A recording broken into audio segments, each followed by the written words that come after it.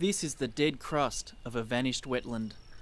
In a World Heritage National Park, some of the world's oldest lakes have disappeared. We would have expected, based on the pattern of behaviour from about 1900 through to 1999, that we would now be under a couple of metres of water. These would have floating vegetation on the top, a few reed beds around the edge, and then of course the frogs and various invertebrates and lots of water birds would have been expected to be here. In 2011, Philip and Stephen Pells, a father and son team of scientists, used small boats to monitor Lake Werryberry, one of the chain of 5 Thirlmere lakes. So Phil, who took this photo? But today Lake Werryberry is unrecognisable.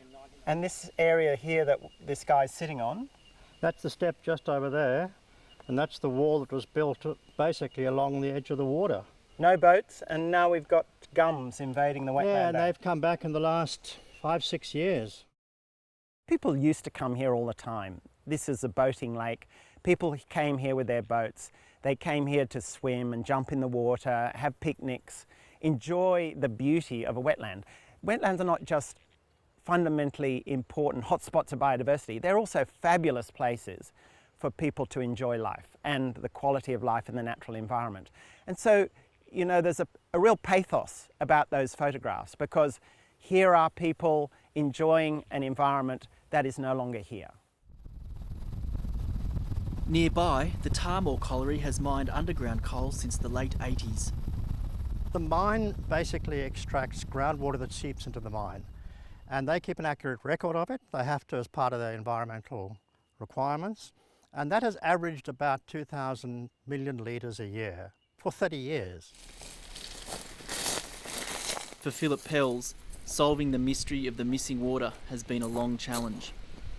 One of the things that's happened is that 4 years ago wasn't that long after the end of the millennium drought, and so there was this feeling or thought that it was drought related.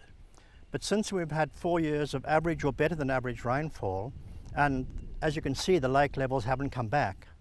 So even to a casual observer, this is odd.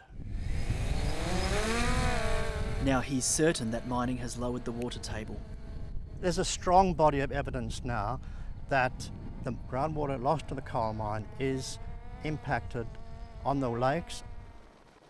The mine stops about just over 3/4 of a kilometre away, but that mine is 400 metres below us, and that mine depressurizes the ground completely, and that depressurization effect at depth is what changes the groundwater regime and means more water seeps out of the lakes. So Richard, Lake Nerrigarang is particularly dry. Yeah, look, it's absolutely parched, and you can see that in terms of the vegetation. Wetland ecologist Richard Kingsford has just published a separate study on the lake's water levels. And then there are just a few places where you can imagine the previous lilies were. It's exactly the same conclusion we reached using a different approach. Absolutely. And we've reached the same point by 2 different paths, which scientifically is quite satisfying. While Pells collected surface and groundwater data, Kingsford modelled lake levels with historic photos, rainwater records and 3D models. He has little doubt mining has impacted the lakes. The obvious one that governments kept talking about was this is just a cycle of droughts and floods. This is a common refrain about environmental damage to river systems, that floods and droughts. There was no signal in the floods and droughts. This was a long-term decline. And the decline happened relatively soon after coal mining started here in the 1980s. Glencore, the owner, says it's committed to mine responsibly and that current operations are more than 13 kilometres from the lakes. It's also participated in previous inquiries, which found climate-based influences.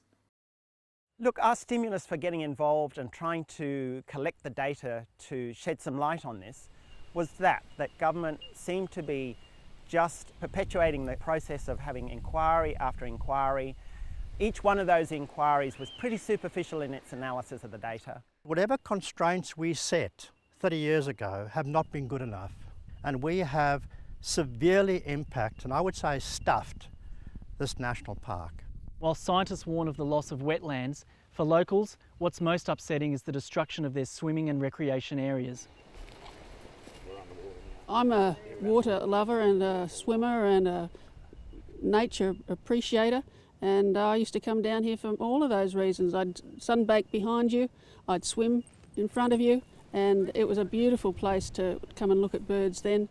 But we used to take boats out from the swimming lake and we'd go there, we'd have so many different families that get together. I think we need to really confess, if you like, that we have made a mess of this system, and the reasons we've made a mess of this system is because there are systemic failures in environmental assessment in this country. But time is ticking for this natural attraction. Just 2 of 5 lakes retain surface water. The water levels should have been much, much higher, right up to sort of 2 or 3 metres higher than we are now. What do we do in the future? I would like to see governments at least thinking about what's the best we can do here in terms of trying to rehabilitate this system.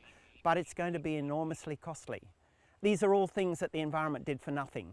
But now we're going to have to put our hand in our pocket and foot the bill. And it's the public that has to do that.